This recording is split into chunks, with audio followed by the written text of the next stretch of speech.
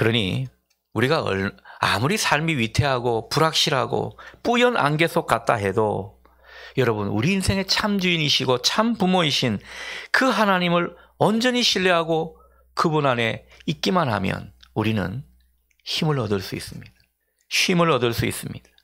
그 안에서 숨쉬고 움직이고 위로를 얻고 살아갈 수 있다라는 거죠.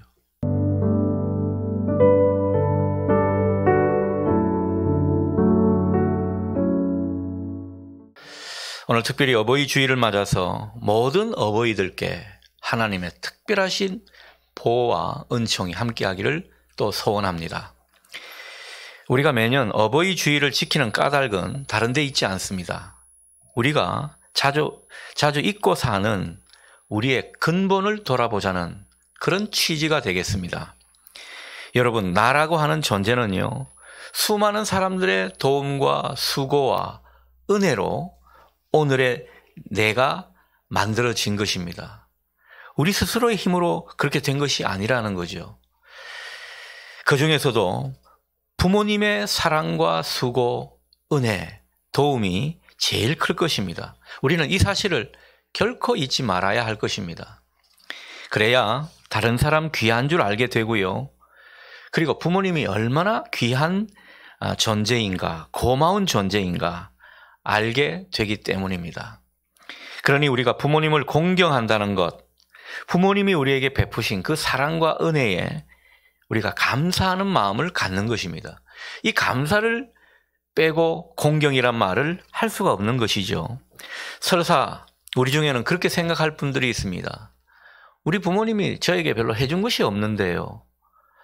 여러분, 그렇게 별로 해준 게 없다 하더라도 우리에게 생명을 전해준 그 사실만으로도 우리는 부모님에게 고마운 마음을 가져야 할 것입니다. 이 마음을 잊지 않는 것이 참 그리스도인의 모습일 것입니다. 침묵이라는 책으로 유명한 일본 작가 엔도 슈사쿠, 그의 깊은 강이라는 책에서 이런 어머니에 대한 글을 남겼습니다. 자기가 어린 시절부터 어머니로부터 하나님의 이야기를 많이 듣고 그랬었는데, 그래서 자기가 이렇게 하나님을 믿을 수 있었던 것은 바로 어머니의 따스함 때문이었다고 그렇게 고백을 합니다. 어머니와 손을 잡았을 때의 그 따스함, 그리고 안아주셨을 때의 그 체온의 따스함, 사랑의 따스함, 자기가 형제들에 비해서 참 모자랐고 변변치 않았는데 그런 자기를 돌보아 주시던 그 어머니의 따스함이 하나님의 품을 느끼게 했고 또 하나님을 믿게 해 주었다는 것입니다. 그리고 그 어머니의 따뜻함의 근원에는 하나님의 사랑이 있었다는 사실을 자기가 나중에 깨달았다고 고백을 하고 있습니다. 여러분, 어버이의 사랑을 통해서 하나님의 사랑에 자꾸 이르게 되기를 바라고요. 그리고 어버이 사랑에 진정 감사하고 진심으로 그 사랑에 보답하는 우리가 되면 좋겠습니다. 어버이 주일을 통해서 다시 한번 우리 존재가 하나님이 정말 기뻐하시는 존재가 되기를 소원합니다.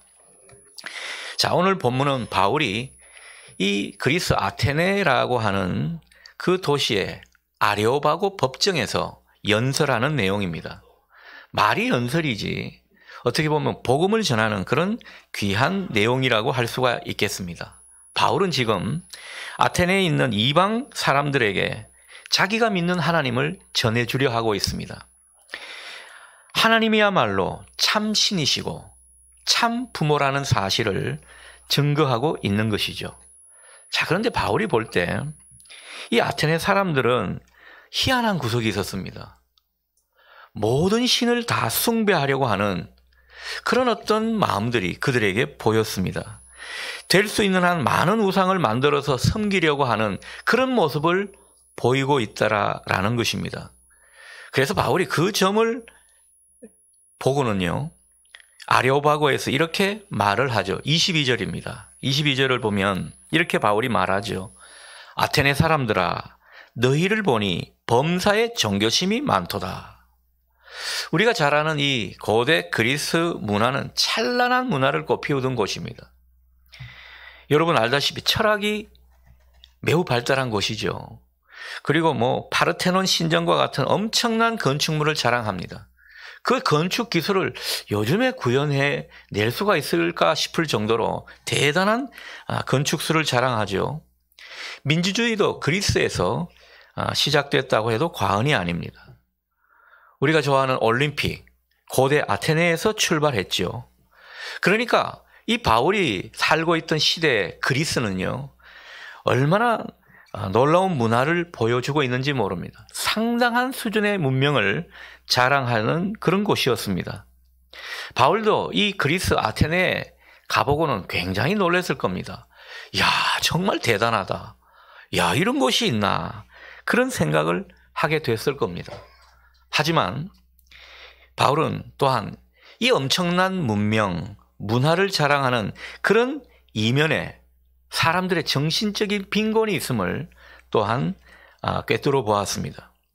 아테네 거리 곳곳에 보니까 신상들이 얼마나 많은지 모릅니다.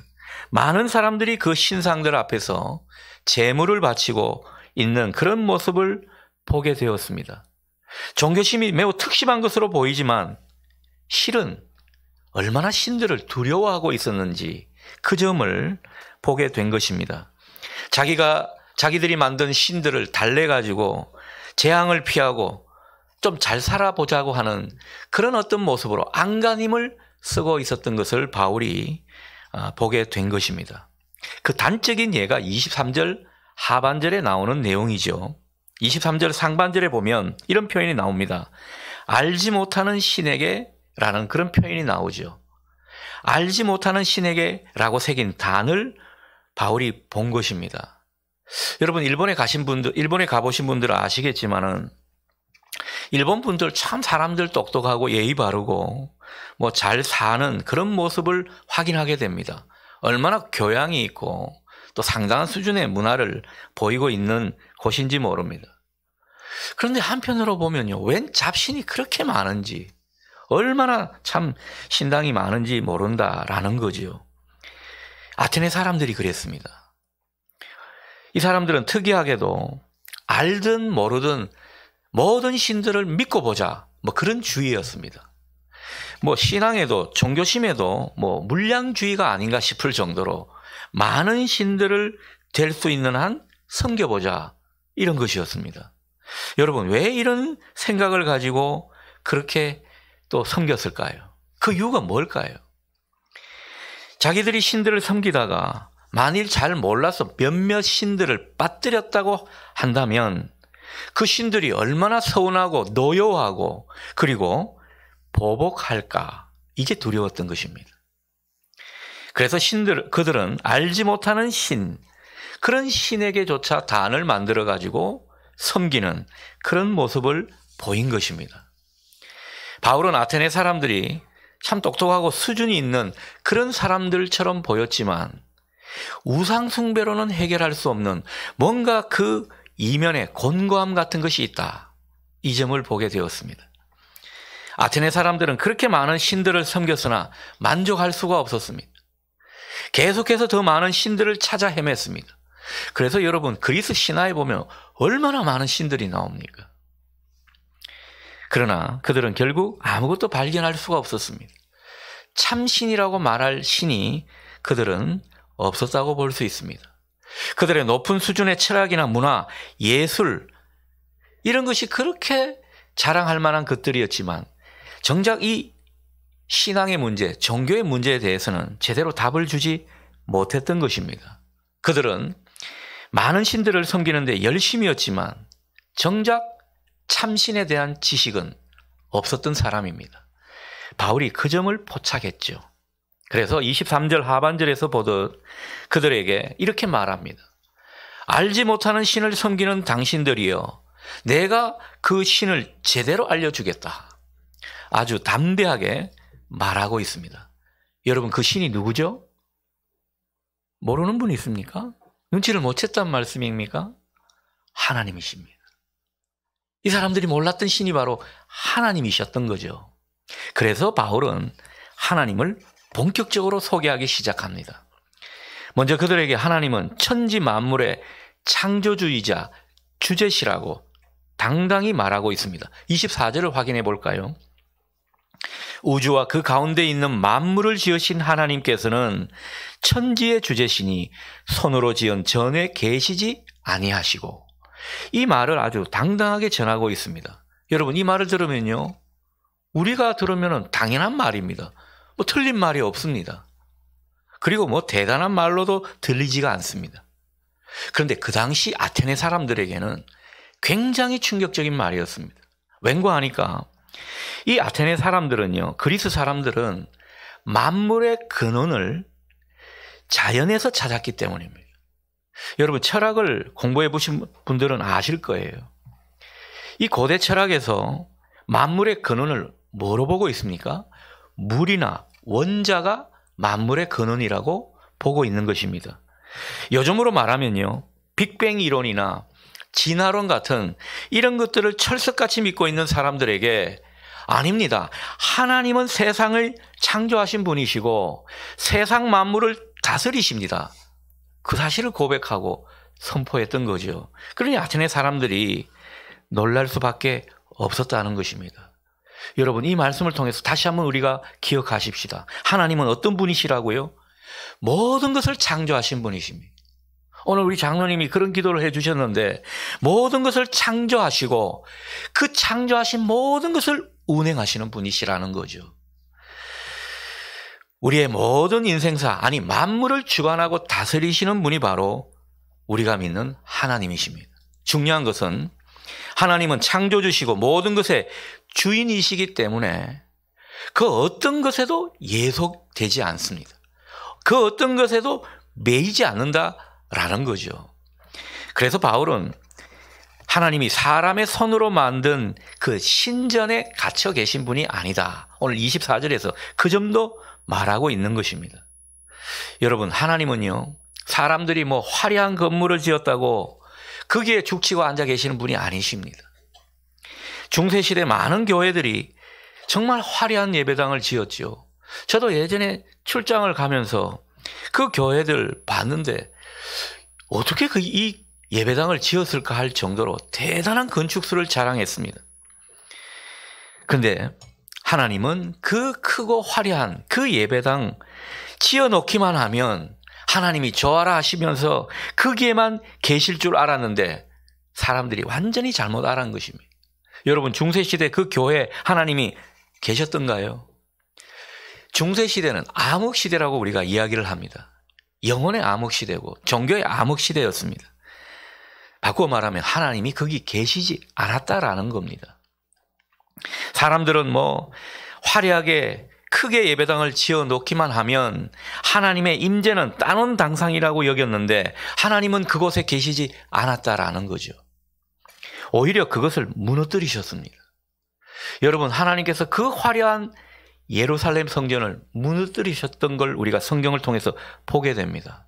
그리고 중세시대 그 화려하고 고급스러운 예배당 비워놓게 만드시고요, 때로는 술집으로 전락하도록 내버려 두셨습니다. 하나님이 왜 그렇게 하신 것입니까? 하나님은 화려하고 크고 놀라운 그런 건물로 달랠 수 있는 분이 아니었기 때문입니다. 인간이 뭐 이렇게 하면 하나님이 조종당할 수 있는 그런 분이 아니시라는 겁니다. 하나님은 우리가 실제로 천지의 주인으로 그분을 제대로 섬길 때 우리와 함께 하시는 줄 믿으시기 바랍니다. 그분을 인정할 때 우리가 하나님과 함께 할 수 있다라는 거죠. 그러나 그리스와 로마의 신들은요, 사람들이 뭔가를 해주기를 바라는 그런 신들이었습니다. 참 연약한 신들이에요.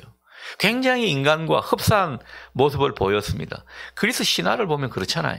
아니, 이것들이 신들인가 할 정도로 정말 말도 안 되는 모습을 보인다라는 거죠. 얼마나 달래줘야 되는 신인지 모릅니다. 실제로 아테네 사람들이 그렇게 많은 신전과 신상들을 만들고 수많은 재물을 바친 까닭이 무엇입니까? 그렇게 함으로써 그 신들을 달래고 위하고 돕는다고 생각했기 때문입니다. 그래서 바울은 25절과 같이 말하게 되죠. 또 무엇이 부족한 것처럼 사람의 손으로 섬김을 받으시는 것이 아니니 이는 만민에게 생명과 호흡과 만물을 친히 주시는 이심이라. 아멘. 여러분, 하나님은요, 그 이방 우상 신들처럼 재물을 바쳐야 노여움을 푸는 존재, 그런 존재가 아니라는 겁니다. 사람들이 막 좋은 것으로 달랜다고 달랠 수 있는 분이 아니라는 거죠. 오히려 하나님은 모든 사람에게 생명과 호흡과 모든 것을 주시는 분이시라고 바울은 소개하고 있습니다. 우리가 여기서 기억할 것은요, 하나님은 우리에게 뭘 받으시기 이전에 먼저 주시는 분이시라는 겁니다. 우리가 이 점을 늘 기억해야 할 것입니다. 오늘 우리가 누리고 사는 모든 것이 다 하나님께로부터 온 것입니다. 우리가 이것을 인정해야 된다라는 거죠. 우리가 하나님을 믿는다고 하는 것은 이런 지식과 깨달음에서 출발해야 합니다. 그러니 여러분, 우리의 신앙은요, 우리가 이방신들에게 비나이다 해가지고 하나님께 잘 보이고 달래가지고 뭘 얻어낼 수 있는 그런 논리가 아니라는 것입니다. 하나님은 뭘 들여서 받아내는 그런 분이 아닙니다. 하나님을 믿는다는 것은 이미 주신 것에 우리가 보답하는 그런 모습이라는 거죠. 오늘 이 사실을 분명히 깨달을 수 있기를 바랍니다. 우리의 신앙은 뭔가 선우가 분명해야 합니다. 따지고 보면 우리가 누리는 모든 것 다 하나님께로부터 오지 않은 것이 없습니다. 이것을 인정할 때 참 하나님을 섬기게 되는 것입니다. 바울은 특별히 하나님은 당신이 창조하신 사람들에게 생명을 주셨고 계속해서 생명을 얻도록 인도해 가시는 분이라고 소개를 하고 있는 것입니다. 여러분, 이 말씀이 참 위로가 됩니다. 우리 중에 삶에 지치고 뭔가 힘이 없으신 분이 있습니까? 뭔가 세상살이가 고단하고 소망이 없는 그런 분이 있습니까? 우리에게 생명을 주시는 하나님을 의지하라는 거죠. 하나님은 어떤 분이시라고요? 우리의 생명의 원천이십니다. 우리의 은혜를 주시는 그 보고이시라는 거죠. 의욕도 없고 무기력해질 때 하나님을 간절히 소원하는 그런 어떤 기도를 드릴 때 얼마나 힘이 생기는지 여러분 경험해 보셨습니까?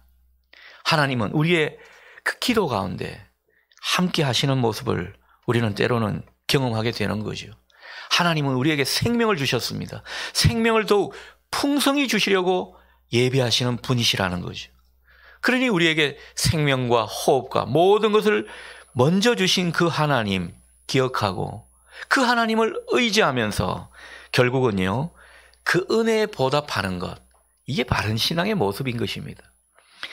그 은혜를 기억하고 보답하면 또 거기에 상응하는 은혜를 더하여 주시는 그 하나님, 바로 우리가 믿는 하나님이시라는 거죠. 우리가 이 원리를 알고 하나님을 더욱더 확실히 의존하는 저와 여러분 되실 수 있기를 바랍니다. 바울은 또 하나님은 만물을 유지하시고 다스리시는 분이라고 소개하고 있습니다. 26절을 보죠.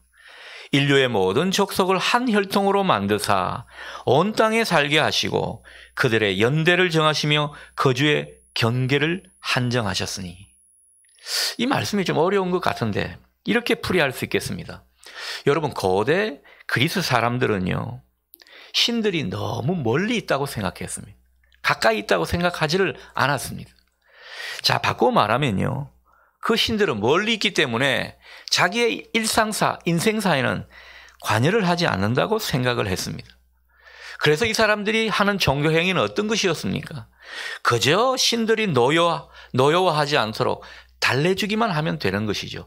우리가 예전에 무속신앙 하는 모습 똑같습니다. 비나이다 하고 이것저것 바치면서 달래주는 그런 신앙 말이죠. 이 사람들은 그런 모습으로 신들을 믿고 있었다라는 거죠. 그러면서 한편으로는요, 신들은 저 멀리 있기 때문에 달래주기만 하면 되기 때문에 자기의 일상은 얼마든지 자기가 마음대로 할 수 있다고 생각하고 살았습니다.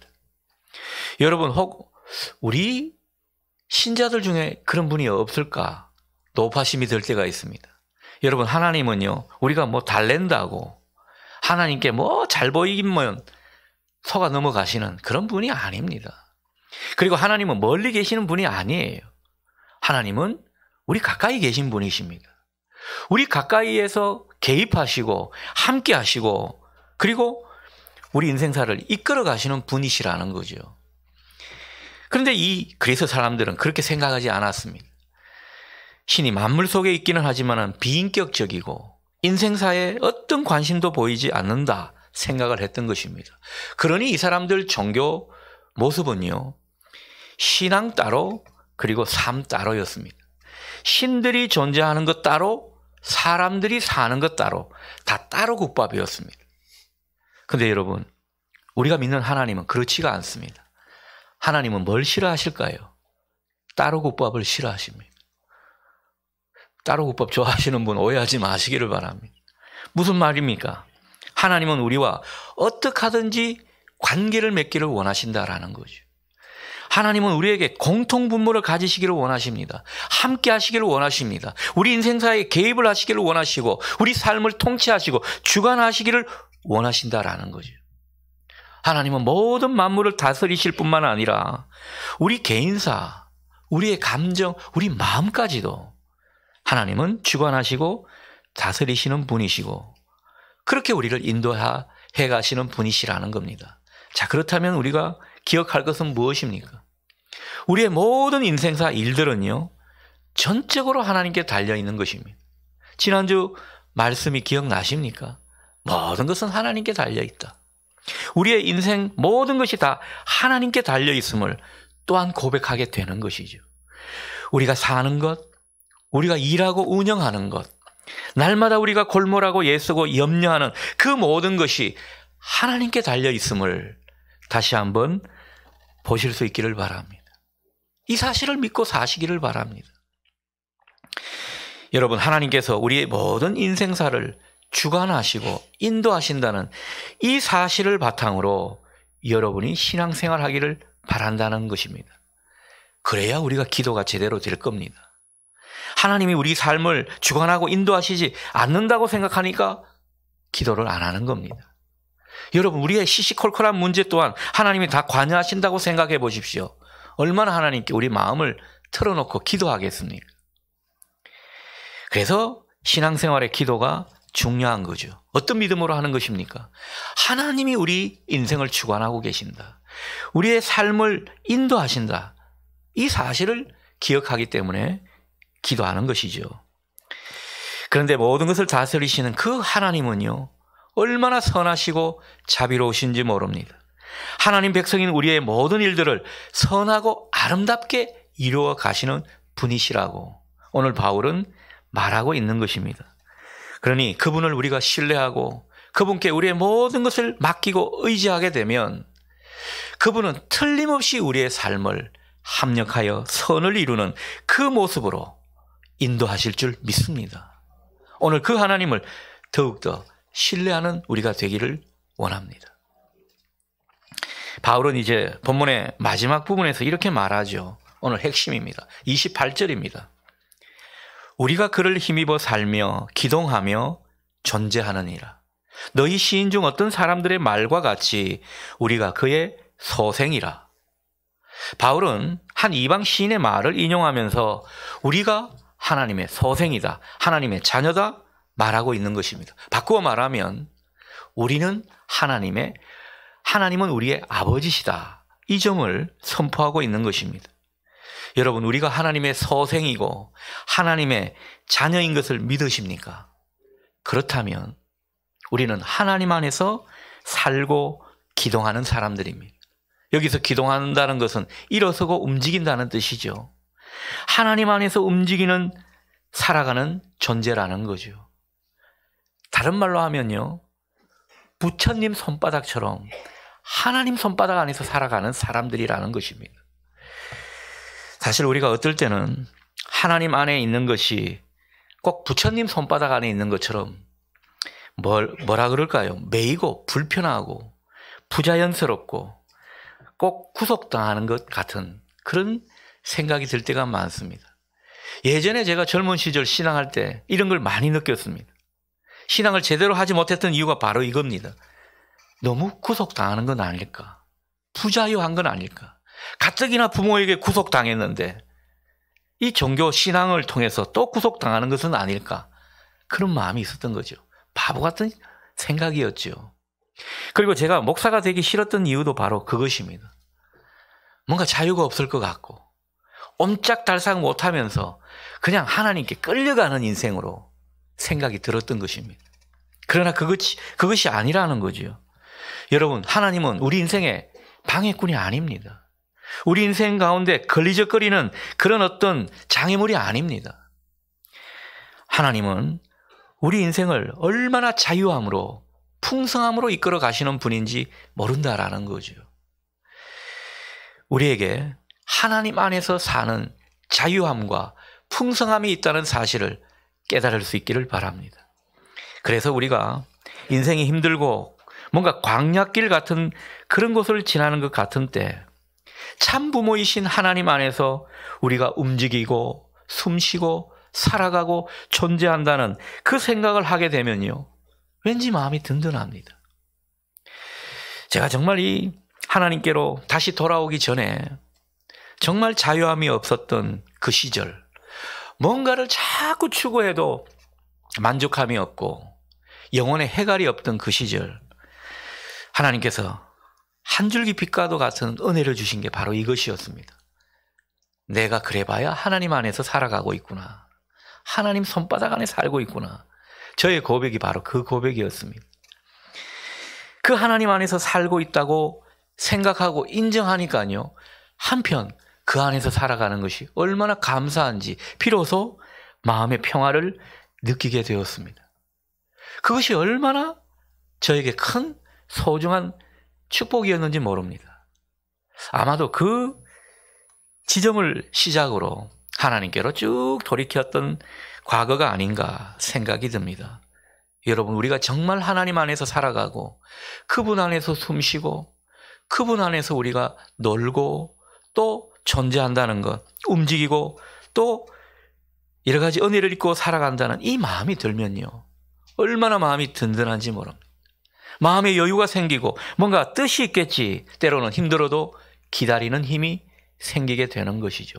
여러분에게 이 은혜가 있기를 소원합니다.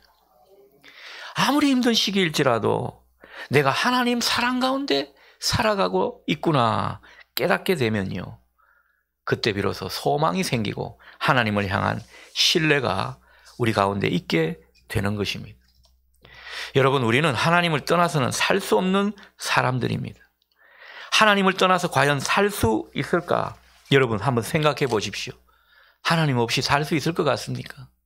우리 젊은 분들, 하나님 손바닥 여기 바깥에서 살 수 있을 것 같습니까? 천만의 말씀입니다. 근데 문제는요, 우리가 하나님 안에서 살아가는 존재임을 알지만 물고기가, 이 바다 속에 사는 물고기가 바다의 존재를 모르는 것처럼 우리는 많은 시간, 많은 세월 하나님을 모르고 하나님을 의식하지 못하며 살 때가 많이 있습니다. 하나님을 알고 의식한다고 해도 하나님 안에서 우리가 숨쉬고 살아가고 움직이고 존재한다는 이 사실 잊고 살 때가 많습니다. 여러분, 우리의 신앙이 정말 살아있으려면 우리가 하나님 안에서 그분의 사랑 가운데서 살아가는 존재임을 기억하고 잊지 않는 것이 너무너무 중요한 것입니다. 27절 말씀처럼 우리가 하나님을 찾고 구하기만 하면 하나님은 언제든 우리를 만나 주십니다. 우리가 하나님 안에 있음을 기억하고 그분을 초청하고 그분을 바라기만 하면 하나님은 얼른 여러분께 다가오시는 분이시라는 거죠. 오늘 하나님은 이 하나님으로 우리에게 소개되고 있습니다. 여러분, 우리가 잘 아는 종교개혁자 루터는요, 이런 말을 합니다. 우리의 심장을 매달고 있어도 될 정도로 마음 편히 기댈 수 있는 대상은 하나님이시다. 그렇게 말하고 있습니다. 여러분, 이 우리의 신앙이 이랬으면 좋겠습니다. 내 그 소중한 심장을 걸어 놓아도 될 정도로 마음 편히 의지할 수 있는 분, 바로 우리가 믿는 하나님이십니다. 그 하나님을 우리가 아버지로 믿고 살아가는 존재라는 거죠. 그러니 그 하나님 우리와 함께 하시게 되면 여러분, 우리의 인생길 제대로 찾을 수 있지 않겠습니까? 인생의 정답을 알게 되고요. 꺼지지 않는 그 생명, 그 생명의 능력도 얻을 수 있다 믿습니다. 그 하나님이 열어가시는 풍성한 세계가 바로 하나님 안에서 온전히 살아가는 이 깨달음과 그 믿음에서 온다는 사실, 여러분 기억하실 수 있기를 바랍니다. 그러니 우리가 아무리 삶이 위태하고 불확실하고 뿌연 안개 속 같다 해도 여러분, 우리 인생의 참 주인이시고 참 부모이신 그 하나님을 온전히 신뢰하고 그분 안에 있기만 하면 우리는 힘을 얻을 수 있습니다. 쉼을 얻을 수 있습니다. 그 안에서 숨쉬고 움직이고 위로를 얻고 살아갈 수 있다라는 거죠. 어떤 경우에는요, 그분 안에서 놀기도 합니다. 우리가 이것을 실제적으로 느끼고 체험하는 것, 그게 영성의 삶이죠. 저는 여러분들이 영성의 삶을 사시기를 바랍니다. 그리고 그 하나님 손에 여러분의 삶을, 여러분의 인생을, 여러분의 사업, 여러분의 자녀를, 모든 일을 맡기실 수 있기를 바랍니다. 그럴 때 여러분은요, 그 하나님으로 인해서 즐거워하고 안식을 얻게 될 것입니다. 하나님이 주시는 그 안식을 누리게 될 것입니다. 그 하나님이 여러분의 삶을 얼마나 힘있게 다스리고 인도해 가시는지 새삼 깨닫게 될 것입니다. 이게 우리의 능력의 원천이고 또 우리의 삶의 소망이 되는 것입니다. 오늘 어버이 주일을 맞아 육신의 부모를 더욱더 공경하시고 그분들을 잘 섬기시기를 바랍니다. 이것이 하나님께 하는 일이라는 거죠. 더불어 우리의 참 주인, 참 부모이신 그 하나님을 더욱더 생각하시면서 그 하나님을 더욱 경외하시고 그 하나님 안에서 숨쉬고 기동하며 살아가고 있구나 확신하는 저와 여러분 되실 수 있기를 기원합니다.